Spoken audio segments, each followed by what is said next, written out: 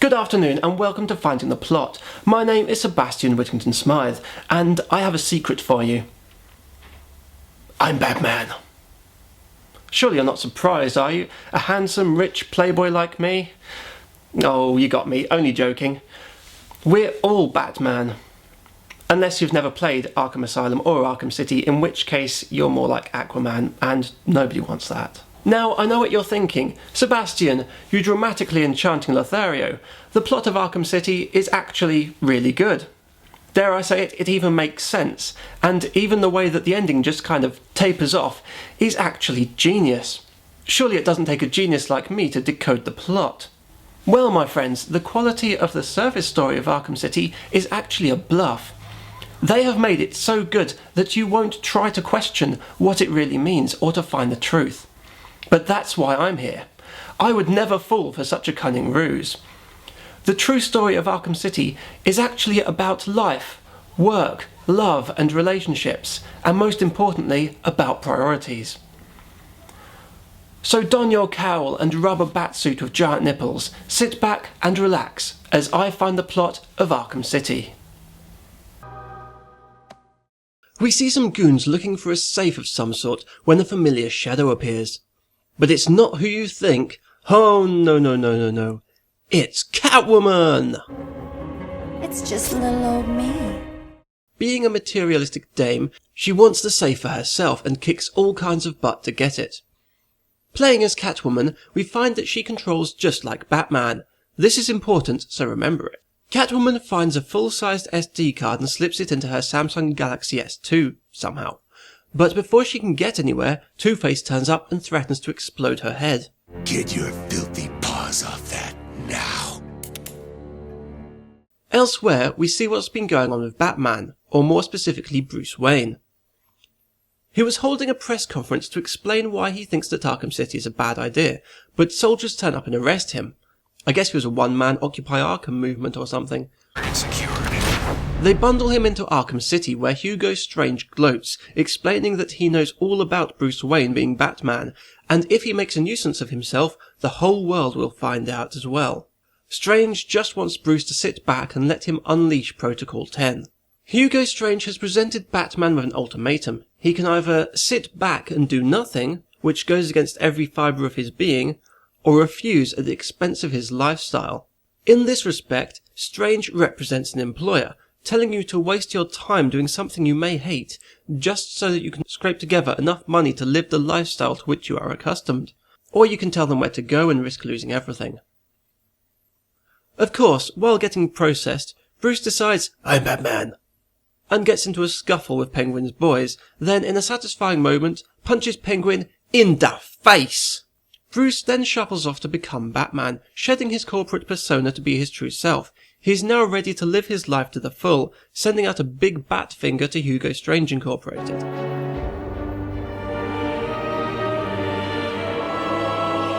Of course, being Batman, his chosen lifestyle is busting heads, and there is no more bustable heads than Strange's shiny dome. So he decides it's a good idea to find out about and then stop Protocol 10. As it happens, Catwoman is being held nearby, so Batman glides his way over there like a bat, like Knuckles, and we see that Two-Face's court is in session. Here it becomes apparent that every member of the Rogues Gallery is a character flaw personified. These are the people in our lives who, like our employers, stand in the way of our happiness. You certainly know how to keep a girl hanging, Harv. Hey, have you had some work done? That's for stealing from us. No. As we saw before with Catwoman's controls, she is in essence very much like Batman, to the point that they seem like an ideal couple. But she is with the abusive Two-Face. Think straight friends and lesbotic ladies. Or even homosexual friends who like men. Have you ever seen a girl or man with a guy you cannot stand who doesn't treat her right? That's this right here, yo. However, Batman does what you never could, unless you are actually a badass, in which case respect. And he Batmans the shit out of everyone, only to get shot by Two-Face. Catwoman manages to break free though, distracting Two-Face long enough for Batman to finish him off. Catwoman tells Batman what she knows about Protocol 10, that there are rumours that Joker is behind it. It turns out that she is totally wrong, but hey, she is a woman. Right, guys? Fine. While she talks, she flirts like crazy, but it's cut short by a rude interruption, that being Joker trying to blow her away. So why does Joker want to snipe her? Because Joker represents the bitter ex-lover. Don't believe me? Oh, you'll see. And I don't say this stuff for my own amusement, because I know how awful slash fiction is, and there's going to be a lot of it springing up when I get through with this, not to mention all those deviant art perversions, but it is a risk I'm willing to take to educate the masses. Batman traces the shots to a church where Harley is waiting to do that. She explains that Joker is sick and is upstairs, so Batman goes to see him and finds out that it was all an explosive trap. Oh, what a surprise. He's a bitter, spurned bitch, is Joker. Nevertheless, being Batman, he was super awesome and has located Joker's hideout, the old steel mill, and he fannies about flying through hoops on his way there. He is literally flying through hoops for his ex. And then he enters through the chimney, because Batman does jackass better than anybody. He encounters Joker, who sure enough looks pretty ruined. This scene is interesting as Harley is clearly Joker's current lover, but Batman's manner is almost that of an angry ex-wife who wants to be with her true love on his deathbed, and can't stand to see the newer, younger model with him. Seriously, watch this scene. Quinn. Leave us alone, B-Man! Just leave me with him. I said move! This is all your fault! You've hounded him for years, beat him to a pulp, and for what? Why are you so mean? But alas, it was all a ruse, and a second Joker appears and gasses Batman, and then Harley knocks him out with a baseball bat.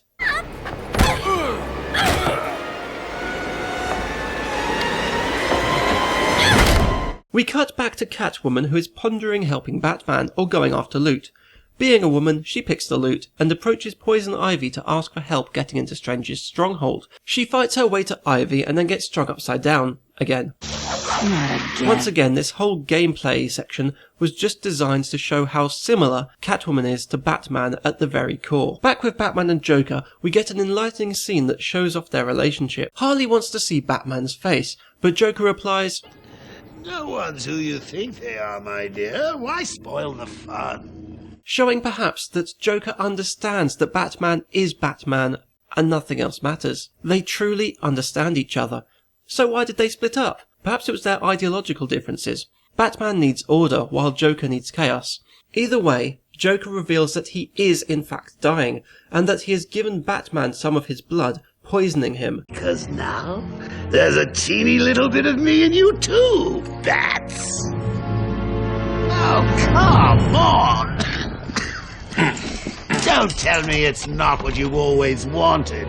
Joker has also poisoned Gotham's food supplies. Now, while Hugo gave Batman an ultimatum, Joker has burdened Batman with an obligation. By poisoning Batman, he's making him suffer.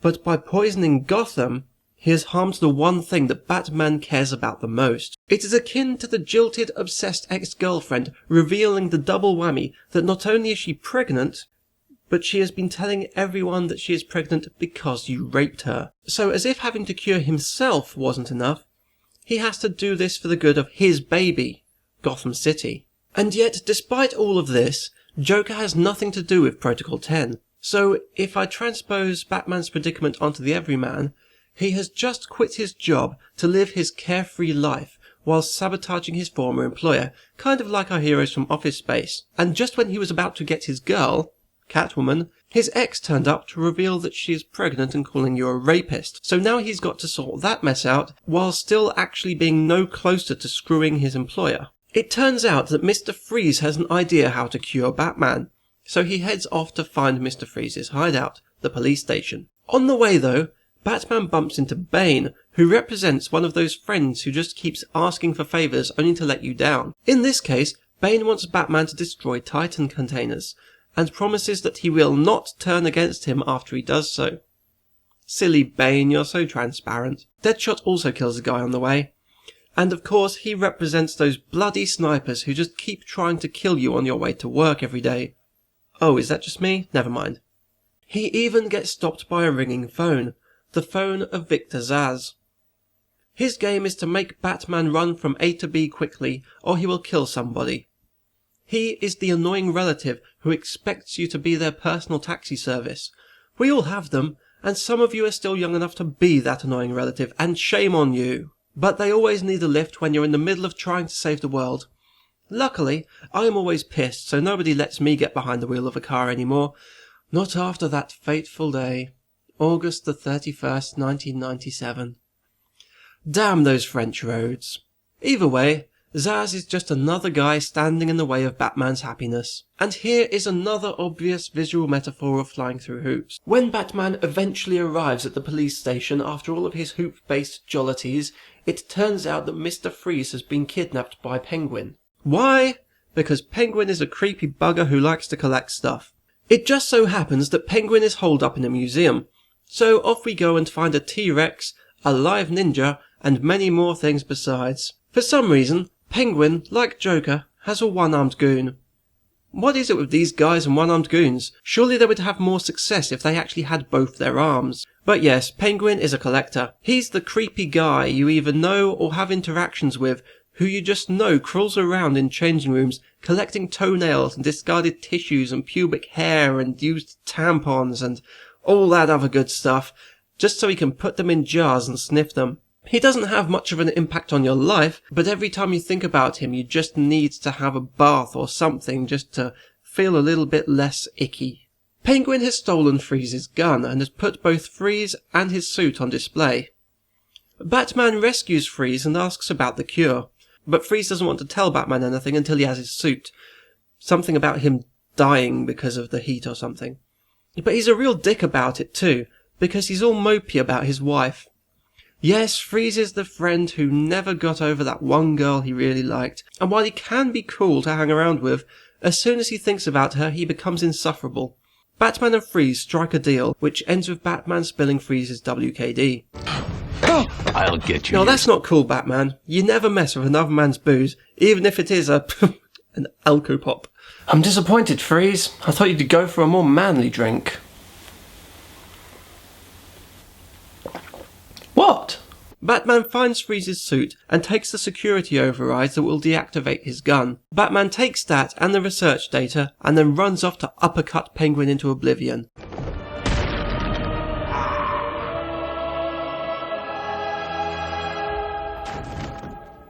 By terrible coincidence, Penguin happens to keep Solomon Grundy in the basement. Okay, as much as I love you, Arkham City, you'd better have a damn good explanation for why all this equipment and Solomon himself just happened to be under the museum. I found him down there when I bought this place. Comes in handy. Oh well, that's okay then. You know, this has gone somewhat Return of the Jedi, with Batman playing Luke Skywalker to Solomon's Rancor.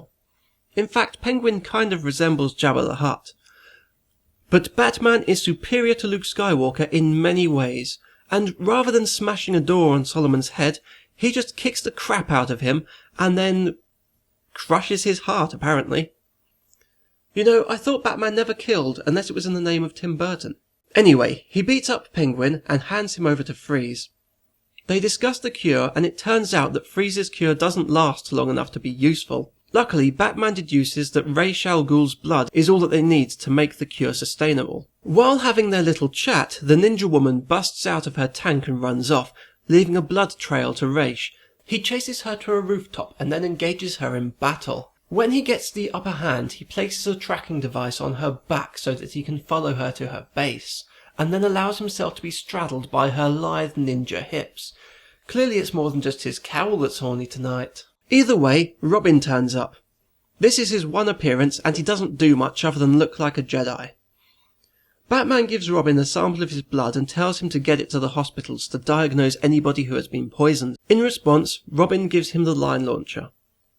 Robin, of course, represents the somewhat useless sidekick in all of our lives who wears red and names himself after a bird. We all have them, don't deny it. Batman tails the ninja women and finds his way to Talia al Ghul's hideout. She's Batman's other ex-girlfriend, and this relationship ended because of her family obligations, but there is still a lot of love there. Hello, Talia. He tells Talia that he wants to be Raish's successor, so that he can face Raish and presumably get his blood or whatever it is that makes him immortal. In this scene, we also see how the disease has affected Batman, but he still has that awesome chin, so that's some consolation. The game now goes all surreal as Batman faces trials to prove that he can succeed Raish. Batman channels retarded Spider-Man for a bit, and a bit more, and I am embarrassingly shit at this game.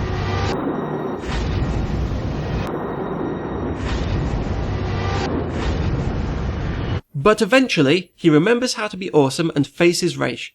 Twice. Why twice? Because Raish is a badass immortal dad and they wanted to reuse the same boss battle for filler. That, and he deserves to be beaten up twice for allowing his expectations to ruin Batman and Talia's relationship. And just like that, Batman resolves these issues and can continue on to his next objective.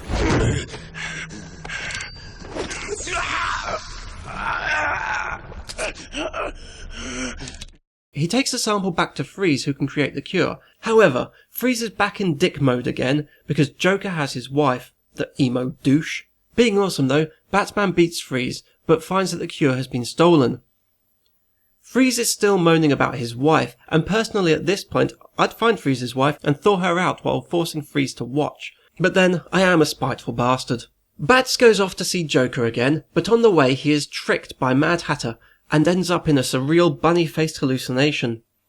Hatter represents the friend who, at the worst possible time, invites you to drug-fueled orgies, which would be fabulous, but, you know, you're busy trying to save the world.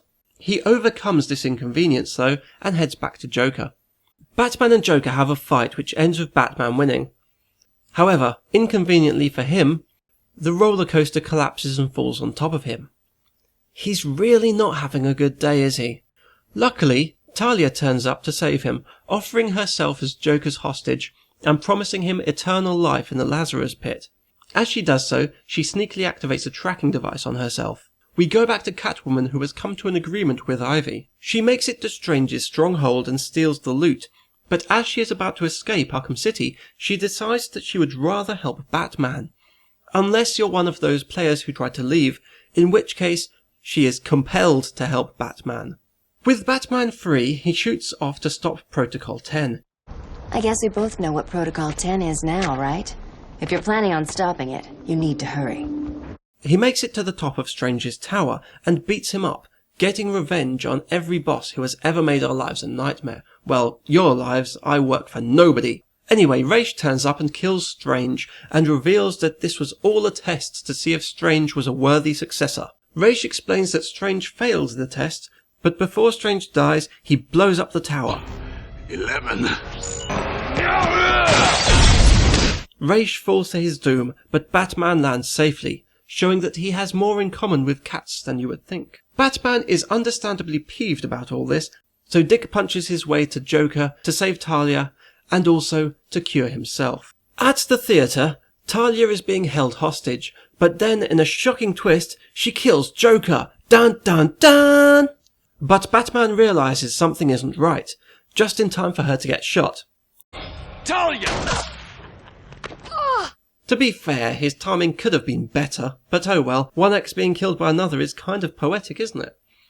And it frees up Batman's libido for Catwoman, so it's not all bad.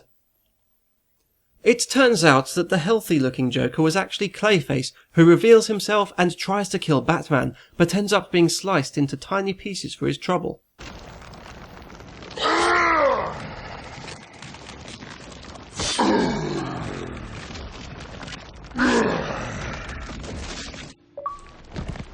Batman takes the cure. As he does so, Joker is about to enter the Lazarus chamber, so Batman destroys it with a well-aimed throw, but the resulting explosion knocks Batman out. When he comes to, Joker is goading him for the cure. With Batman's back turned, Joker is unable to help himself and dishes out one last spiteful jab, which leads to this. Are you happy now? Do you want to know something funny? Even after everything you've done, I would have saved you.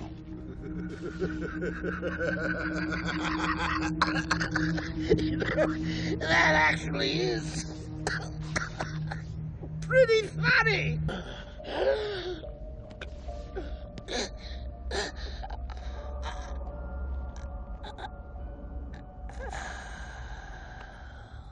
With Joker's passing and Batman cured, there is one question remaining. What of the people of Gotham? They haven't yet been cured, but the only sample of the cure has been lost. Instead of offering these answers, the credits roll, giving one final shred of evidence to show Joker's love for Batman. Only you can make this world seem right. Only you can make the darkness bright. Only you and you alone can thrill me like you do, and fill my heart with love for only you. So Batman spent the whole night, which he could have spent making love to Catwoman, running errands for other people, cleaning up messes that weren't his fault. And the stupidest thing is that all this toing and froing could have been avoided if he'd just focused on Catwoman or gone straight after Strange. If Batman had left Joker alone, he would never have been poisoned, so Talia would still be alive. Yes, he wouldn't have found the cure, and people in Gotham would have been poisoned, but as far as we can tell, they still are poisoned. Nothing on that side of the story has been affected. Batman is effectively back in the same situation he was at the start of the game, but with a higher body count. But we're not actually done, because Catwoman still needs to get revenge on Two-Face. She does, and the game tapers off with Batman and Catwoman on the rooftop, both too busy running errands to get down to business. So what did we learn? That you need to prioritise. Don't spend your whole life bound to the wants of others. Pursue what you want, because otherwise you'll look back at your life of abandoned loose ends and just feel empty regret. If you spend so much time running errands for terrible people, the chances are that you're going to miss any and every opportunity to spend time with the one person who was born to be your soulmate. Nothing will get resolved, and even if you are the goddamn Batman, you're probably not going to get the girl. Hell, Two-Face got straddled by Catwoman. Batman, on the other hand, got Joker AIDS. And that is the plot of Batman Arkham City. So remember, follow your dreams and screw everyone else. You know, I hope you didn't find this all too depressing, but hey, maybe I've been talking bollocks this whole time.